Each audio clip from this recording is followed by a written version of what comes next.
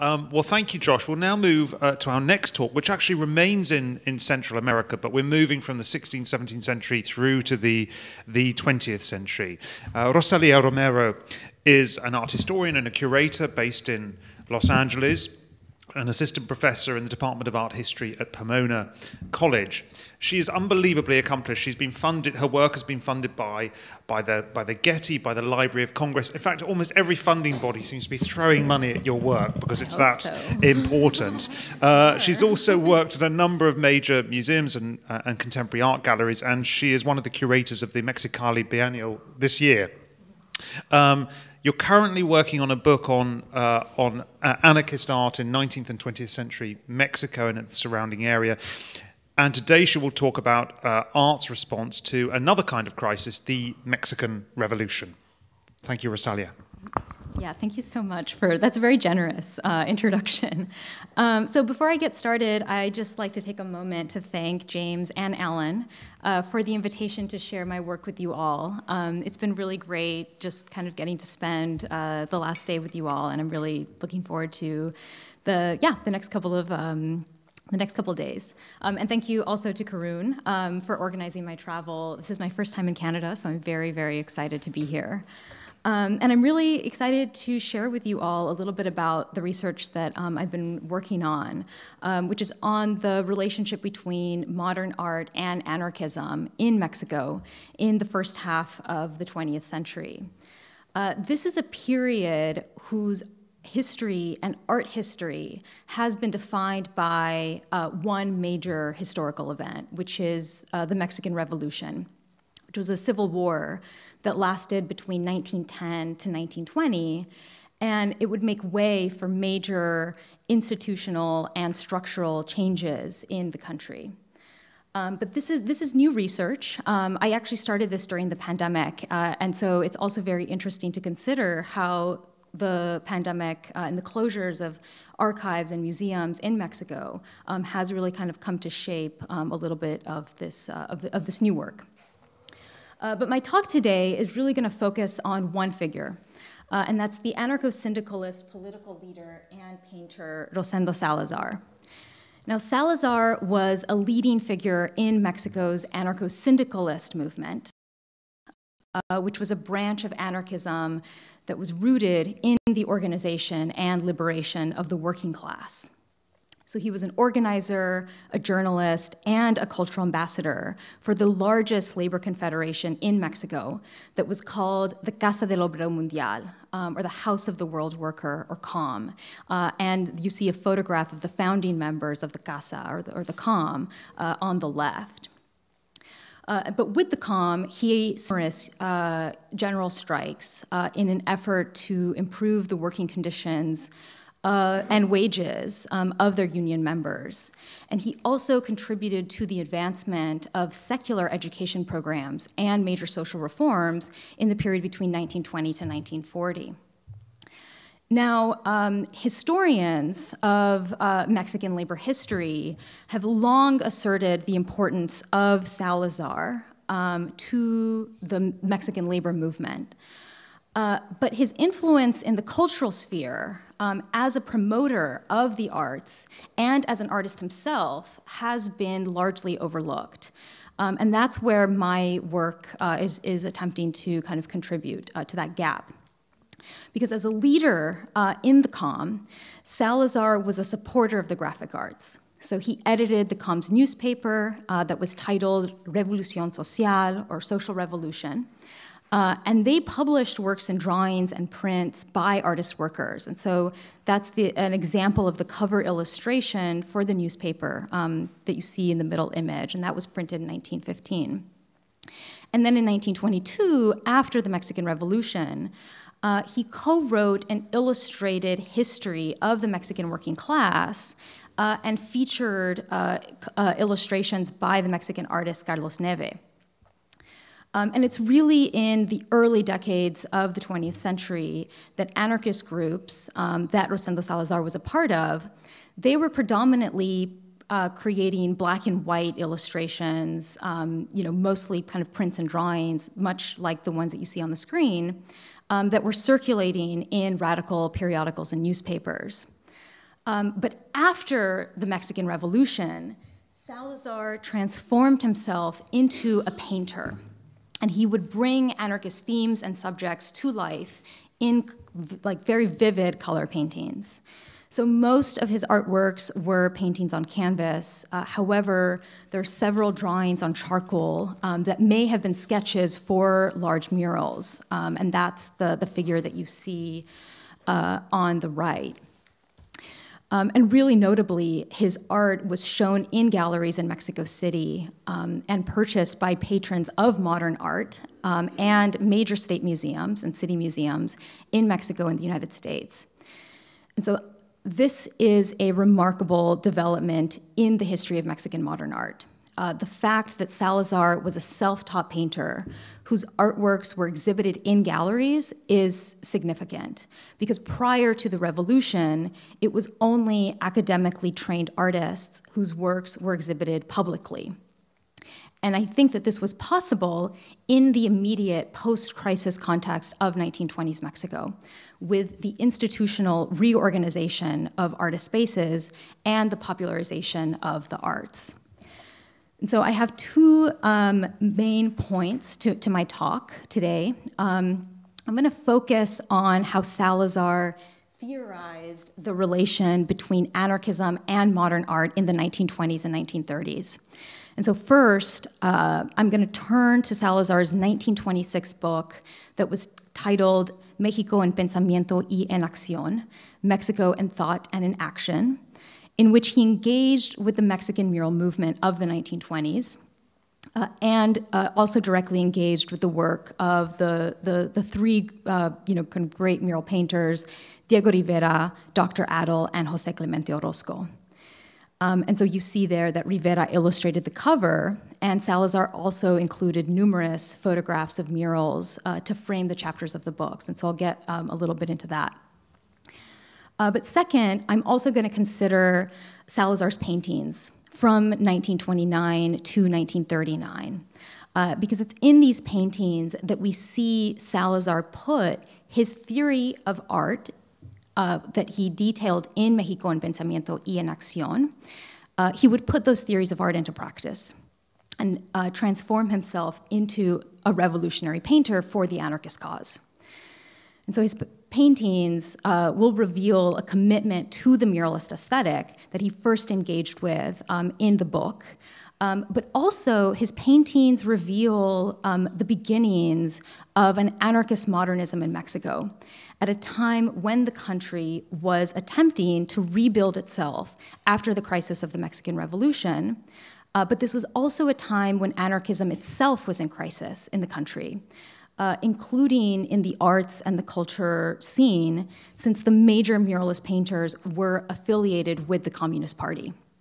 And so I think that this concept of crisis that we're discussing this week is very kind of useful for understanding Salazar's engagement with muralism and his turn to painting.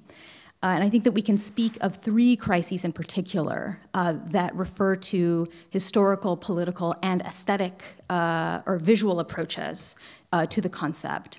And so first is the crisis of the Mexican Revolution. Right, so the turmoil of a 10-year period of civil conflict in which three very distinct armed groups fought for control of the country. And after the revolution, during the Reconstruction period, the state and various oppositional parties had to compete to construct a cohesive narrative of that conflict. And so the new Mexican state that was led by President Álvaro Obregón sought to legitimate their claim to power and shape the narrative of the Mexican Revolution. And so the Mexican mural program was really key to this effort. That new state would commission public wall paintings by Mexican painters for the walls of major government buildings. And so these murals would provide a visual narrative of the kind of major kind of historical events of the revolution, the heroes, kind of enemies, but also kind of construct a cohesive national identity for the country. And so Salazar's engagement with the murals, as well as his paintings, I believe, reveal that there was no cohesive narrative of the revolution, that he sought to link the message of key murals to the anarchist cause, and that is why he included photographs of select murals in his 1926 book. And that his promotion of muralism exemplifies the range of political interests that were competing to define the meaning of the murals in the moment after the crisis of the revolution. But second is the crisis of anarchism. So Mexico in the 1920s is in a post-crisis moment. It's reconstructing. But anarchism and its position in the political landscape is also in a crisis, is in a crisis moment. So the Communist Party is increasing in numbers, and it's attracting major artists as well as rural indigenous workers. There's also the Cristero Rebellion of 1926 to 1929, which was a violent backlash by major conservative Christian groups against the secularization of education and the state. Anarchist organizations were also facing internal tensions that would result in the shift in its leadership as well as its external alliances.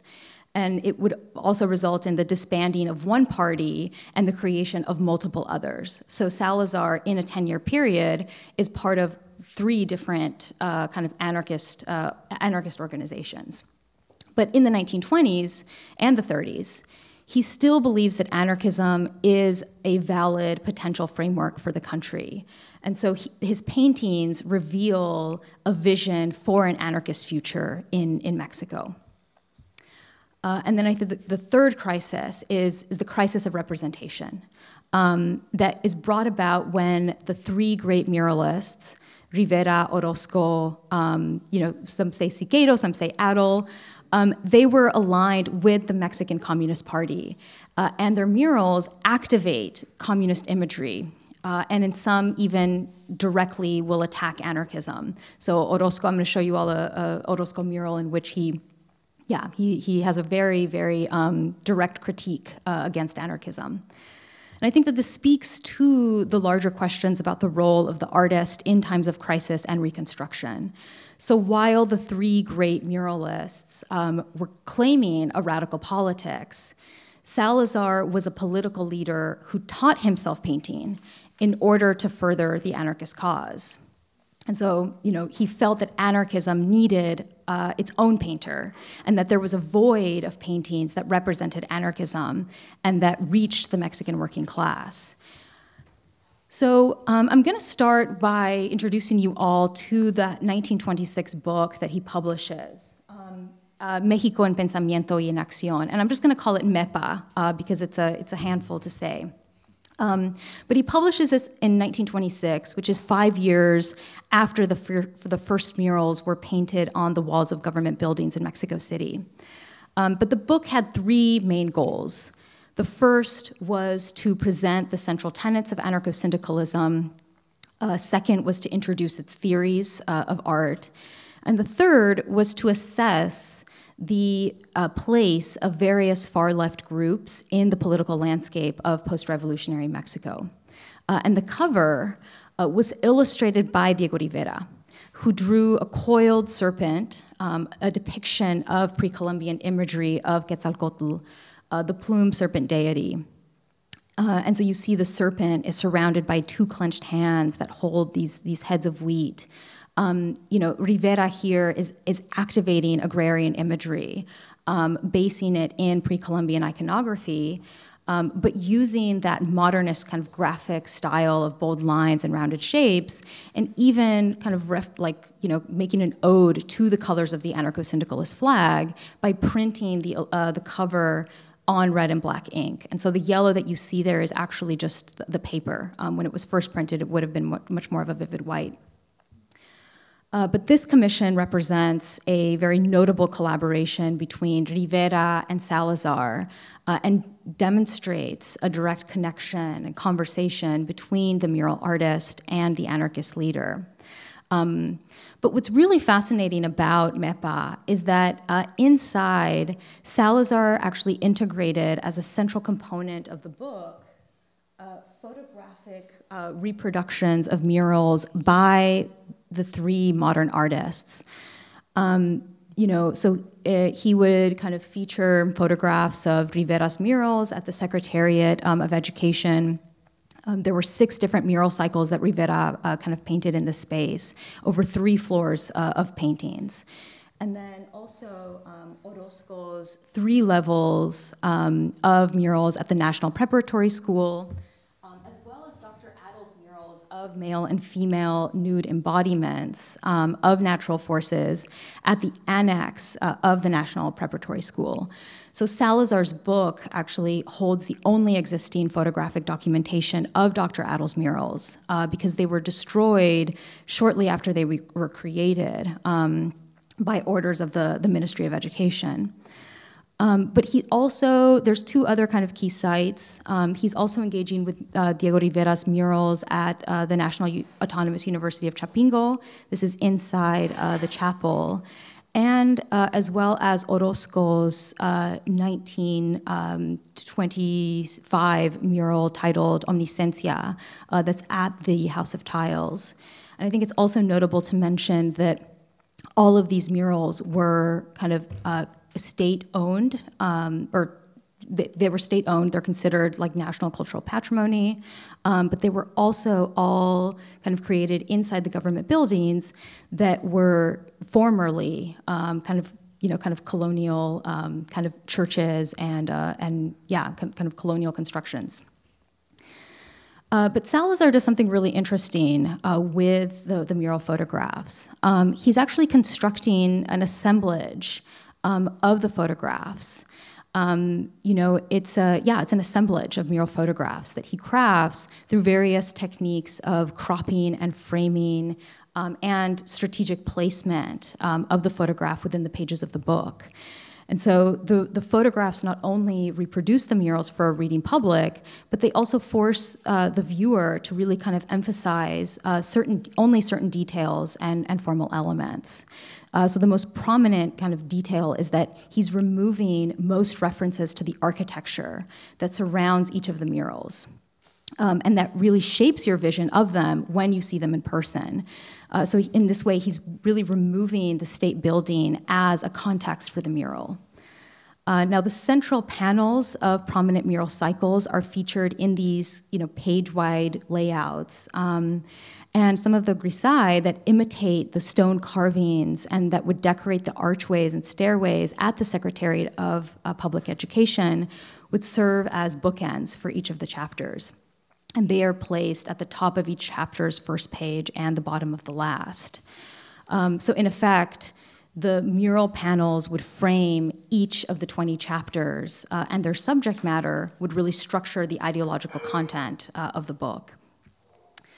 So further, some of the mural photographs were accompanied by interpretive texts that were written by then Minister of Education José Manuel Puig Causaranc and the modern artist Dr. Adel.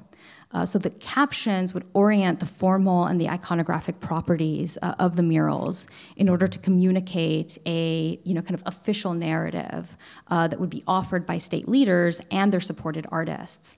And this kind of orientation was one that would really privilege the post-revolutionary transformation of Mexican society through changes in the political and the economic structure of the country. So just as an example, I want to do kind of just a close dive into one just kind of a case, and that's Diego Rivera's liberation of the Peon, which is at the Secretariat of Public Education. So this panel was part of the artist's first phase of murals in the Courtyard of Labor, and it was completed around 1923. So the scene that you see here is one of revolutionary reform.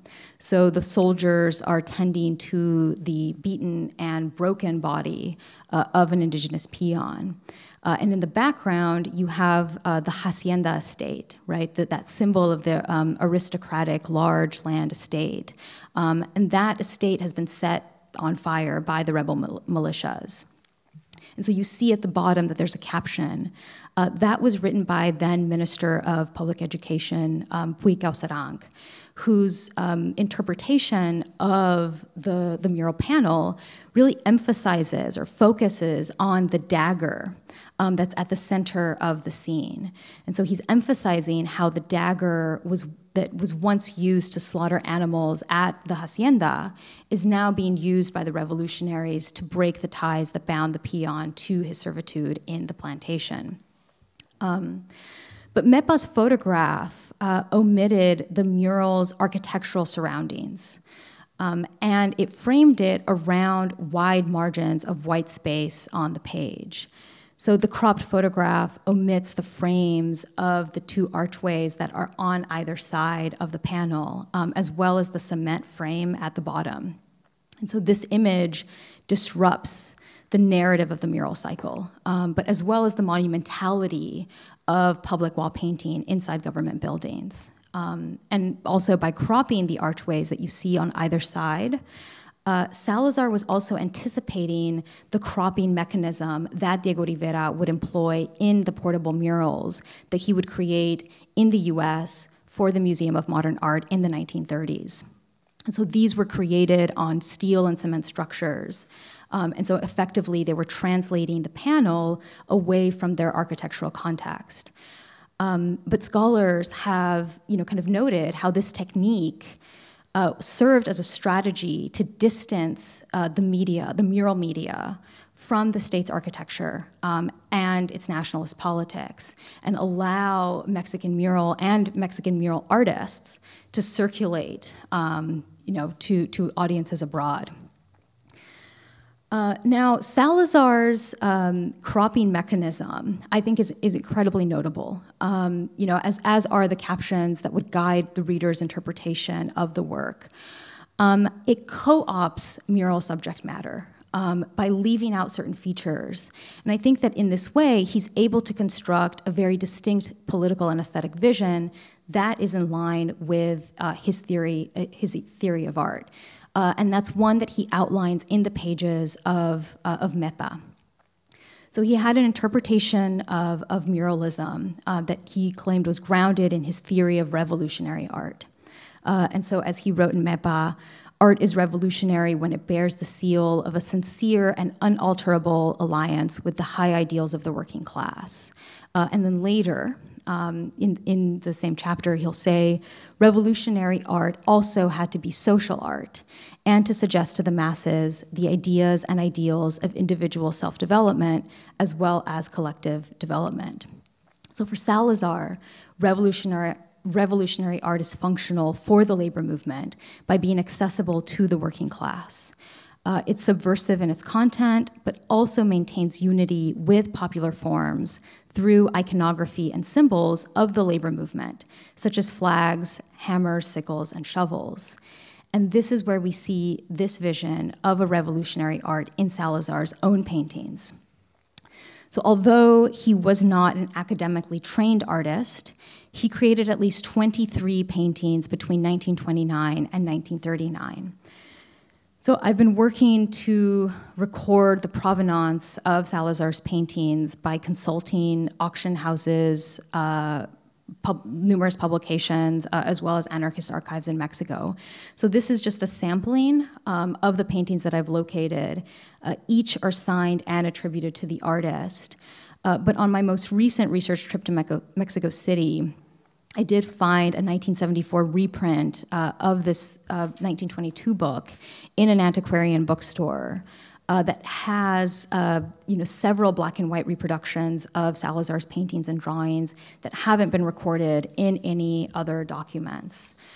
So this book provides new information about collectors that acquired his work and those that were donated to city museums, and it even notes the sale price for each of the paintings, which is quite remarkable. And I think it's through these body of works that we can begin to identify and analyze some of the recurring subjects, as well as the evolution or like the development of Salazar's painting styles. Because as you can see from, kind of the selection of photographs here, but also the one prior, he was really depicting proletariat subjects in a very representational kind of figurative style. Some of his favorite, kind of subject matters were idealized indigenous figures and urban workers, scenes of the masses and protests, scenes of, kind of victory over his oppressors. But his style is also very notable. His works are really revealing a very strong influence, but also a commitment to the indigenous mural styles that would influence Rivera and Orozco. But Salazar would tailor it for the anarchist movement through the integration of its adopted iconography, signs, and symbols. And this was something that exhibition kind of critics in 1930 would pick up on. So they would describe his work as, kind of being educated, the work of an educated artist, even though he had only been practicing his skills for about 1 year's time. But they believed that he would develop into a master painter. And they would also promote his work and celebrate it as that of an unskilled and untrained, that it had both unskilled and untrained qualities, but that could be kind of reflected as high art. So their praise, I think, is pretty reflective of a discourse that is, heavily, very, very prominent in the academies and in cultural programs of the time, because the open-air painting schools and several rural education programs were seeking to attract and to include a broader, broader kind of grouping of the population into the arts. Critics would also interpret Salazar's work in direct relation to his political activism. So one critic would describe his painting as vigorous, expressive, well-colored, and reflective of the socialist ideas and popular aspirations that he was committed to. And so they considered him a very passionate fighter for the proletarian cause who would take inspiration from his subjects from real life. But this was a quality that they celebrated and that they believed affirmed him as a revolutionary painter for Mexico. To look a little bit kind of like deeper at some of these paintings, one of the most kind of like notable, kind of his work is this work kind of that he creates in 1930 that's titled Bread Vendors. Here he's depicting a market scene and the distribution of bread. You have a male worker who's donning the yellow overalls, with his back turned to the viewer, and it's dividing the frame of the painting. But his head is completely covered by the massive woven, basket that's filled with this abundance of bread rolls, and with the red and black flags of anarcho-syndicalism. Now, the bread is a really important symbol in Mexican anarchism. This is a very specific type of bread that's called virote. It's a really small, inexpensive roll that was primarily being consumed by the working class. But it's also significant because the Bakers Union co-founded the anarcho-syndicalist General Confederation of Workers in 1921, which was the organization that Salazar had joined that same year. So here, bread is a metaphor for the bodily and intellectual sustenance and the transfer of radical ideology. But at the forefront, you have this woman whose woven basket, in red and black, is really pointing to her role in the labor movement. She's dressed in this red silk dress of European fashion, and she has almost like the yellow undergarment slip that's falling off her shoulder. She also has signals of a commodified beauty, that bold red lip and kind of heavy eye makeup. This is very likely inspired by Orozco's 1913 series of watercolors that were titled The House of Tears, with the primary subject of brothel scenes. And so it's also likely that Salazar depicts as the central figure of bread vendors, like a prostitute. And so in doing so, he's drawing a social distinction between that central figure and the two smaller seated figures that we can identify as campesinas, or indigenous workers. So, they're wearing the red skirt and the white top with blue embroidery. Salazar even kind of carefully kind of paints the design motif of flowers, birds, and straw and stars on the sleeves. But this kind of figure in the back, it's cocooned completely in white. We can actually contextualize this figure in relation to another untitled painting by Salazar of an indigenous woman with braided hair. Both of the figures in bread vendors are also seated around these cube-shaped shelters, which suggest Orozco's similar notions of geometric backgrounds that I'm going to introduce you all to in a second. But bread vendors, I think, is incredibly kind of important, as an incredibly important piece for anarchist modernism in Mexico, because it's visualizing an anarchist subversion of the market economy. So the market space of liberal capitalism here is being transformed into a space for the overabundance of bread and its free distribution that's being facilitated by anarchist syndicalism. And it's that distribution and that consumption that is being undertaken by all Mexican people, both light-skinned and indigenous, in different classes and social groups.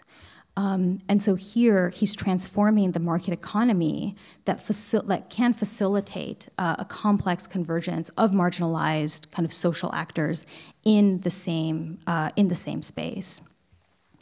So indigenous subjects and political imagery are taken up again by Salazar, and that's in the painting that's titled Maternidad. This depicts a classic mother-child subject, but the mother and child, they are the focal point, but they're resting under the insignia of the land reform movement. They're also surrounded by the woven mats, the straw-roofed huts, the tropical flora. These objects point to the revival of indigenous craft as a visual source for modern art. And you also have two nude men that flank either side of the frame so that only half of their bodies are included. And each male figure holds and raises symbolic tools of the land reform movement. So a sickle and a shovel. And the connection between the two can ignite that teardrop flame. But these tools reveal Salazar's adoption of the esoteric and Masonic symbols in Rivera's murals at Chapingo that we see in the ceiling of the chapel with the two male indigenous workers that are holding up the sickle and the hammer to ignite a red star. So in Salazar's painting, the hammer is replaced with the Masonic trowel, a symbol of fraternal love. And so by substituting the hammer for the trowel, Salazar is dispensing with a communist symbol in order to distinguish its message from that of the Mexican Communist Party. And so we might compare Salazar's painting with another maternal subject, representations of motherhood by the muralists featured in MEPA. So Orozco's Maternity in 1923, which was also featured in MEPA. This is a Renaissance-inspired virgin child surrounded by floating muses and the pyramid as its background. But in place of the white virgin, Salazar is painting an indigenous woman. And so in this way, he's kind of casting the female figure and female labor in terms of maternal love. And so, there are a couple of, I think kind of key points about kind of Salazar's painting. And that's that I really see the paintings as revealing a vision for a post-revolutionary future of Mexico. And that's Salazar's vision. But this vision was shaped in dialogue with the murals, but with the spirit of creating alternative murals that might reimagine their subject matter in order to reflect anarchist claims and goals. And so we see this in the references to Orozco's Maternidad that I've just pointed out, but also in Bread Vendors, which refers to Orozco's mural panel that's titled Stalking from 1926 at the National Preparatory School. So while Orozco is painting the indigenous campesino as the victim of the attack, Salazar is depicting a moment in which indigenous women are being nourished by anarchist ideology. And so note the same background color in both of the works. So that cement gray of Orozco's fresco is used by Salazar in the background of his painting to solidify this work as a response to Orozco's scathing critique. And so I want to drive the point even further and discuss just one further example in the painting that's titled Religion is the Opium of the People from 1929. Salazar's composition of a workers' protest is responding to Diego Rivera's 1928 mural panel that's titled The Protest at the Secretariat of Public Education. Both of the central figures are dressed in the blue overalls of the industrial urban worker, and both are positioned with their backs facing the viewer. The wavy red banner is also mirroring Rivera's Ballad of the Revolution, and Salazar even paints the brown archway that frames the panel in the fresco at the Secretariat of Public Education. And you can see this very, very small feature at the top left of the painting. The title is a reference to the Marxist dictum against religion, but also serves as an attack on the Cristero Rebellion and the violent backlash against the secularization of the state. So the reference to opium during this time, I think, also reveals how Salazar was in support of anti-Chinese sentiment during this period that was really kind of used to kind of promote the land reform movement in central Mexico. Now, Salazar's, there's a couple of notable adaptations here. So the group is primarily composed of workers rather than a meeting of workers and federal soldiers and indigenous campesinos in Rivera's scene. Salazar is depicting solely workers in overalls of different colors that point to different trades. The background of the factory is also omitted, and the space is compressed in order to give a much kind of bigger sense of a mass of workers that might extend beyond the frame. And the flag, I think, is really notable because Rivera features the communist flag very prominently at the center, and it's almost floating above the hands of the workers. But Salazar is putting the flags into the hands of the workers, and he's also giving the workers faces, right? And notably, we see a profile of the center figure, and this is possibly a self-portrait of the artist. So he's seen himself as a leader in the protest against the Cristeros and his claim that worker collectivity will be victorious over the conservative right. And so just to close, I'll just recap a few points, and that is that in this research that I'm doing, I'm really kind of trying to argue that Salazar sought to claim the burgeoning muralist movement for the anarchist syndicalist cause by formulating his own interpretation of the murals after a period of revolutionary crisis. And so he sought to develop an anarchist modern art at a time when famous artists like Rivera, Dr. Atol and Orozco, as well as powerful state leaders, were seeking to construct narratives of the revolution and to imagine the future of the Mexican nation. In the 1930s, following the aims that he outlines in his 1926 book, he would put his thoughts into action and transform himself into a revolutionary painter.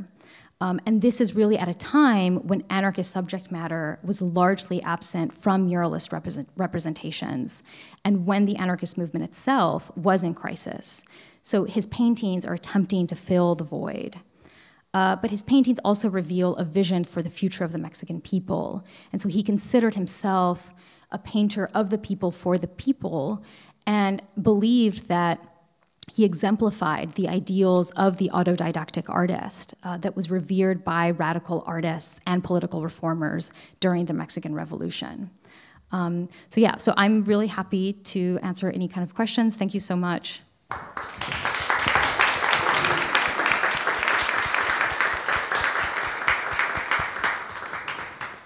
Thank you so much, Rosalía. We already have a question from Louis. Louis. Hi, Rosalía. Thank you so much. I love the way in which you talked about Rosendo Salazar adopting communist state commission art and reframing it outside of that institutional context, in the institutional context of the government, but also the institutional context of the Communist Party. It reminds me of some of the things that Joshua talked about earlier about a kind of survival of a certain way of being through the iconography of the way of being that's trying to kind of take it over. And I love how you kind of found details in the artworks that showed evidence of both piggybacking on the thing it's opposing, but proposing a different vision. So rather than the communist flag hovering above the workers, it's in the hand of the workers. I just wanted to highlight another detail that I noticed that you might find interesting in the bread seller's painting. I was thinking about the little flags in the bread baskets, and there are two flags coming out of the two cubes on the sides. But there's also a little streamer on the bottom basket that's hasn't been cut up into flags. It's kind of like a continuous strip of black and red colors. Sure, we can go back to the image. Yeah, and what I find interesting about the one on the very bottom is that this streamer that hasn't been cut up into different flags, but it's one continuous strip, it's going from the ground where all of the figures stand into the basket from which they feed. And that, to me, connects to that quote that you said earlier about the artist should be inspired in direct alliance with the working class. I think implicitly the message is without the intervention of a party or a state. And I think that's kind of where the anarchism comes from. And I love that little detail of this kind of very immediate connection to the ground on which all the figures stand, morphing into kind of the product of their own sustenance. It's just a beautiful kind of encapsulation of so many of these instances that you're talking about a direct connection to the people affected rather than through the intervention of a party or a state. Yeah. No, thanks so much. And yeah, thanks so much for your generous comment. So that's really interesting that you read that as like a kind of like streamer. I was also thinking that it might be a mantel, which is a table, like an embroidered tablecloth that you kind of commonly find in Mexican households. But they're embroidered, and they're often kind of embroidered by women, kind of for the domestic space. And so, kind of one of the things that I was thinking about, right, with that mantel, right, but, yeah, it's also kind of like likely, it could also be like a streamer, was that this is really speaking to the kind of figures, kind of gendered role in the anarcho-syndicalist movement, right, kind of taking a household object, kind of, reimagining it, right, kind of like embroidering it in some way, intervening, right, in this kind of, often you buy the manteles just plain, right? So just white, right? So it would have had to be an intervening kind of, some symbol or kind of some colors would have had to be added to it. But that speaks to, kind of her role in the anarcho-syndicalist movement is about taking a household object and reinterpreting it, right? Or kind of creating it, kind of into a political object, into a political symbol. Mm-hmm. Yeah, so Can thanks. I ask you one further question, unless there's somebody else? So you paired it with this Orozco mural of the stalker who's about to kill I imagine, an indigenous worker. who is the stalker intended to be? So there are a couple of interpretations of who the stalker is, but it's very likely that the stalker is the, well, I can tell you most of the interpretations, but some people say that the stalker is a masked or is a kind of costumed federal or like military soldier, right? So this is kind of someone who's employed by the state to kind of squash any type of workers' movement or protest. You know, kind of some interpretations have also said that this is, you know, not necessarily a Mexican federal soldier that's tied to the Mexican state, but kind of possibly a, you know, kind of U.S. Or someone, right, who is kind of coming with kind of U.S. imperialist, you know, kind of motives, right, who is also kind of trying to squash the indigenous figure. Very kind of is a symbol of the land reform movement, and the kind of recapturing of Mexican land away from foreign industry. So those are the two interpretations. Because at the beginning of your talk, you hinted that Orozco had anti-anarchist sentiments, and so I was wondering if that figure was intended to be a kind of anarchist, signaled as a kind of enemy of the people, so to speak. Yeah, that's interesting. Yeah, I don't know. I'll have to think. Oh, yeah, I'll have to think about that a little bit more. It could be, right? So like the black bowler hat with like the black, you know, kind of mask and the jagged knife. Yeah, I think it's open, but I'll think about that. Thank you. Thank you, Louis. Any other questions?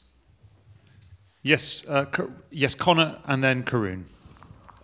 Just a quick question, and I'm sorry if I missed it in your presentation, but these works, Salazar's works, smaller kind of sized paintings, and at least in comparison to the murals. In your kind of research into the provenance of them, where were they being exhibited? Like to, you know, is it to the public? Is it to other anarchist groups? Do they stay within those groups? Anything like that? No, thanks so much for your question, because I think that I'll try to be concise. So they're small easel paintings. They're not monumental in scale at all. But there was one exhibition of Rosendo Salazar's work, and that was in 1930. It was at the Mexican Modern Art Gallery that was in Mexico City, and that actually attracted you know, a lot of art world, you know, Mexican and U.S. art world elites. And so in the book that I just found, just, you know, kind of like recently, I'm able to, or at least going to begin to kind of trace the collectors and where they were, and, you know, kind of possibly seeing where some of the paintings, you know, kind of currently are. So the paintings that I have here in color are those that, you know, I was actually able to get photographs of because they, you know, were auctioned off in recent years. But I think that there's still a lot of kind of research that has to be done. But I think that there's a second part, you know, kind of your question, which is what spaces would have, you know, kind of celebrated an artist like Rosendo Salazar in the late 1920s, 1930s. And why was he creating small easel paintings when, you know, the muralists were, you know, kind of, yeah, when he was in dialogue, right, with like monumental mural painting. And it's very likely that he didn't actually, that, you know, opportunities to create murals were not available to him. Because in 1928 and 1929, the mural program, you know, kind of basically kind of is terminated. So there are no, you know, kind of public wall kind of spaces that are available to him, but also, you know, there's no kind of money for new commissions, and so this is a period when Diego Rivera, Orozco, Siqueiros, they move to the United States, right, in search of new patrons, you know, kind of new mural commissions, and I think that Rosendo Salazar painting in that period when the muralists leave is also a response to kind of the void of those major kind of modern artists that had painted in the public wall of the mural program. Karun. Could we go to the next slide over? So my question is, did Salazar influence the other artists of his time, and can those influences be found further on in how culture evolved? And I'm just looking at these two paintings, and is that the Rivera one on my right, or the one with the arch? So the one with the large arch is the Rivera, okay, and yeah. then Yeah, that's what I was assuming, because it's got the hammer and sickle, and so this. I mean, to me, there's quite clear implication that there's a structure of society that's very central. It's almost like it's kind of being encapsulated by an edifice of some sort. I don't know what the inscriptions are up there, but certainly, like, everything to do with collective society is very central. There's a table, there's a meeting, whereas the people are so central. I mean, this is a wonderful kind of symbolic description of this sort of spirit of self-organization in this Salazar piece. And I'm wondering, did he, as an alternative strategy, actually seek to influence his peers, since he maybe couldn't present those? Yeah, that's a great question. So I'm not sure how far, or like kind of how wide Salazar's, kind of like influence, or how influential of a painter he was. I can say that he was kind of a part of a group of self-trained painters who were incredibly kind of supportive of each other in kind of seeking certain kind of commissions and in kind of exhibiting in the modern art gallery in 1930. But I think that your question kind of also kind of speaks to kind of maybe kind of questions that I'm reeling with, which is, why did Salazar stop painting? Because he only painted for about 10 years. And, most of his paintings, kind of, were kind of, bought and, are apparently in, the City Museum in Mexico City, which has been closed for the past 2 years. I think why he stopped painting, right? Like, why in 1939 did he just never pick up a paintbrush, kind of ever again, if this was something that he was, kind of so passionate about? And so that's a question that I'm still trying to answer, and I'm not actually sure if there will be kind of an answer for that, because, yeah. Perhaps it was a falling out with some of his philosophical colleagues, I'm not sure. Anyway, right. Please remember to say your name. I forgot to say mine, and it's Karun. I know we're owed a coffee break, which we're overdue, but we've got 3 questions. So if we can take all 3 questions, but keep them very brief and the answers very brief, then we can still make time for coffee as well. So Ambreen first. Yeah, very quick question. If you can talk a little bit about the color palette. Like in the last picture, the yellow is very much prominent, and also the objects that are coming from the left and right, both sides of the screen, that I don't understand what they are. So if you can talk about that, that would be great. Thank you. So are you talking about the kind of the cube-shaped, kind of like shelters? Yeah. So I think that this is another way that Salazar is in dialogue with the muralists. So if I don't know if we can kind of go back to the painting of Maternidad. So no, more forward. Yeah. So there. Oh. Yeah, so there. You see that, kind of geometric, kind of pyramid a sculpture. So this was a really prominent feature of Orozco and Diego Rivera's work. So Orozco would, kind of create either cube-shaped or even, kind of spherical orbs and pyramids in the background of his murals.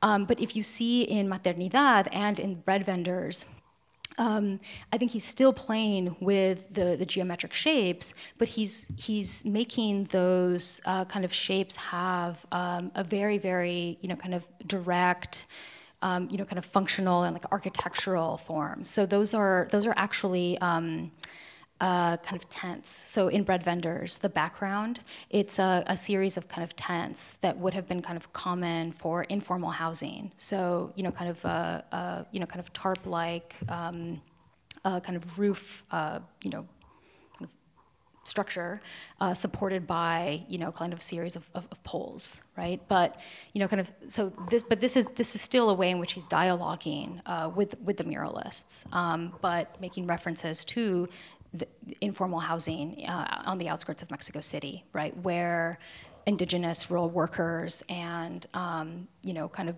female sex workers, right, would have frequented. And in Maternidad, Rosendo Salazar is still dialoguing with Orozco in that, but kind of transforming the background. If you see, he still has that red, that really, kind of strong red, hue for the ground.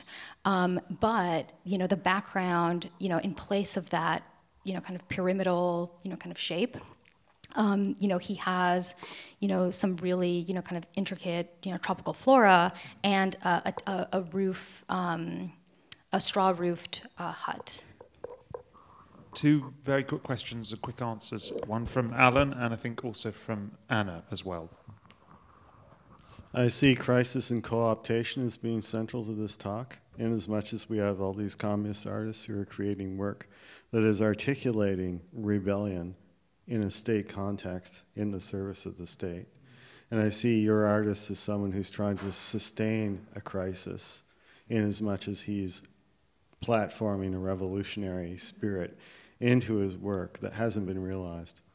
Could you comment on that? So it gets more complicated. One of the features of MEPA that, and I'll be quick, one of the features of MEPA that I didn't get to touch upon today is that the mural photographs are woven with photographs of major state leaders that ultimately become the authoritarian PRI. So President Elias Calles, Luis Morones, Jose Vasconcelos, Puig Causarang, right? It's a really, the interplay between mural photographs and these, kind of portraits of these leaders is really, really interesting, because in many ways, I think he's monumentalizing the state leaders, right? And creating, this kind of like interplay between the cohesive nationalist narrative of the mural photographs that he's trying to, kind of insert, and intervene on with the state that is sponsoring the program. So, but yeah, we can talk about that more. And Ana Romero. Thank you for your presentation. I liked how you treated the liberation of the peon, especially in terms of removing the allusions to architecture. And you discussed the burning of the hacienda, and there's this open space in the background. And it made me wonder about potential either allusions, theories, strategies related to the politics of space and revolution, and how that might relate to mural painting. I know that's a really big question. Sorry for the broadness. I can say very, very quickly, just, the hacienda on fire. I think social transformation, right, is kind of key to kind of understanding that, that mural panel, because it's through the burning of the hacienda estate. Rivera and, kind of others of his time would read the fire as this purifying, kind of symbol that could make way for social transformation. And so in the mural, if you just click once, in the mural that's kind of currently at the Secretariat of Education, the blackened body of the peon also mirrors the fire that's coming from the hacienda estate. And so it's kind of this interplay between the space of the plantation that, and it's burning, that's mirroring the body of those who labored in that space that makes way for societal transformation. Did that answer your question? Absolutely, that's really interesting. Well, let's all give Rosalía a round of applause.